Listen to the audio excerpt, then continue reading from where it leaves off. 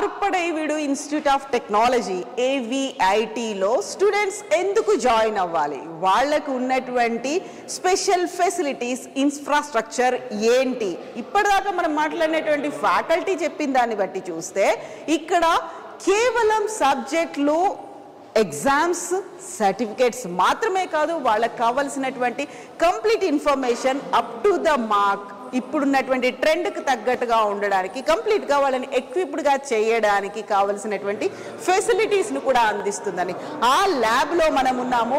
నాకు left side ఉంది Apple authorised training centre అనేది కనిపిస్తుంది. అతి తక్కువ యూనివర్సిటీస్లో కనిపించేటువంటి ట్రైనింగ్ సెంటర్ ఇది. అండ్ AVIT గురించి స్పెషల్గా చెప్పుకుంటే ఇంతకుముందే మనం మాట్లాడుకున్నాము, ఇంటెల్తో పాటుగా NECకి సంబంధించి సెంటర్ ఆఫ్ ఎక్సలెన్స్ అనేది ఉంది. దేశవ్యాప్తంగా చూస్తే 2-3 యూనివర్సిటీల్లో మాత్రమే కనిపించేటువంటి ఇంటెల్ అండ్ NEC ఆఫర్ చేస్తున్నటువంటి కోర్సెస్ వాళ్ళు ఎగ్జామ్స్ కండక్ట్ చేయడంతో పాటుగా సర్టిఫికెట్స్ని కూడా ఇస్తారు.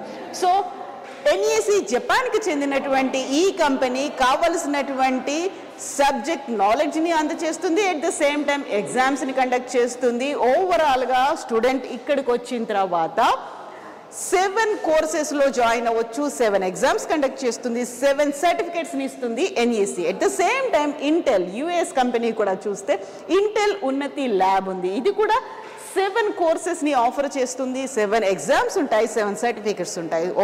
టోటల్గా ఇక్కడ కనుక ఒక స్టూడెంట్ జాయిన్ అయ్యారు అనుకుంటే 4 years కోర్స్ తర్వాత 7+7 14 సర్టిఫికెట్స్తో కూడా బయటికి వెళ్తారు. యాక్చువల్గా ఇంటెల్ అండ్ NEC ఆఫర్ చేస్తున్నటువంటి కోర్సెస్ ఏంటి,